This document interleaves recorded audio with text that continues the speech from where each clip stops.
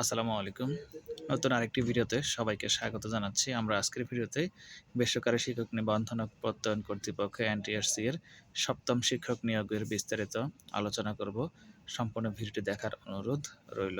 এটা প্রকাশ করা হয়েছে ৪ জানুয়ারি ২০২৬ তারিখ। তো এখানে বলা হয়েছে ৭ম শিক্ষক নিয়োগ বিজ্ঞপ্তি বিশেষ ২০২৬। দেশের সকল এমপিওভুক্ত শিক্ষা প্রতিষ্ঠানসমূহের স্কুল, কলেজ, মাদ্রাসা, কারিগরি ও ব্যবসায় ব্যবস্থাপনা নিম্নবর্ণিত শূন্য পদে শিক্ষক নিয়োগ প্রদান করা হবে। আগ্রহী নিবন্ধন সনদধারী প্রার্থীদের নিকট থেকে নিম্নলিখিত শর্তে অ্যাপ্লিকেশন আহ্বান করা হচ্ছে। শিক্ষা প্রতিষ্ঠান ভিত্তিক শূন্য পদের বিবরণ, শিক্ষা প্রতিষ্ঠানের ধরন, পদের ধরন এবং সংখ্যা।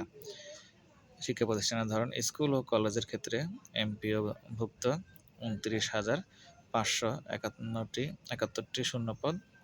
এরপরে মাদ্রাসা এমপিওভুক্ত ৩৬,৮০৪টি। কারিগরি ও ব্যবসায় ব্যবস্থাপনা প্রতিষ্ঠান এমপিও ৮৩৩টি। সর্বমোট পদ সংখ্যা হচ্ছে ৬৭,২০৮টি। উল্লিখিত সংখ্যা কম বেশি হতে পারে। অ্যাপ্লিকেশন ফর্ম পূরণ ও ফি জমা প্রদানের তারিখ ১০ জানুয়ারি ২০২৬ তারিখ হতে ১৭ জানুয়ারি ২০২৬ তারিখ দিবাগত রাত ১২টা পর্যন্ত।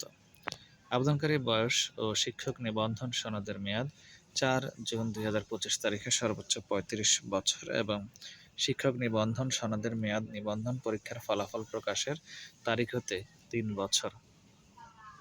শিক্ষা মন্ত্রণালয়ের গত ১ জানুয়ারি ২০২৬ তারিখের এই স্মারক নং অনুসারে ইন্ডেক্সধারী কর্মরত শিক্ষকদের আবেদন সংক্রান্ত নির্দেশনা: কর্মরত ইন্ডেক্সধারী শিক্ষকগণ সমপদে আবেদনের যোগ্য হবেন না। শূন্যপদ এবং নিয়োগের অন্যান্য শর্তাবলী: পদভিত্তিক শূন্যপদের তালিকা, আবেদন ফরম এবং নিয়োগের অন্যান্য তথ্য ও শর্তাবলী এনটিআরসি এর অফিসিয়াল ওয়েবসাইট ntrca.gov.bd এবং টেলিটক বাংলাদেশ লিমিটেডের ওয়েবসাইট ngi.teletalk.com.bd তে পাওয়া যাবে। তো আপনারা গুগলে গিয়ে এনজিআই টেলিটক লিখে সার্চ করলে ওয়েবসাইটে পেয়ে যাবেন। যদি না পান তাহলে পুরো লিখবেন ngi.teletalk.com.bd। এখানে বলে রাখি, শুধুমাত্র যারা নিবন্ধনধারী, নিবন্ধন পরীক্ষা পাশ করেছেন, শুধু তারাই এখানে আবেদন করতে পারবেন। আর যারা সম্পূর্ণ নতুন তারা কিন্তু এখানে আবেদন করতে পারবে না। তাদের জন্য পরবর্তীতে ১৯তম শিক্ষক নিবন্ধন সার্কুলার প্রকাশ করা হবে, তখন আপনাদেরকে ভিডিওর মাধ্যমে জানিয়ে দেবো। তখন আপনারা যারা নতুন রয়েছেন তারা তখন শুধু ওখানে আবেদন করতে পারবেন।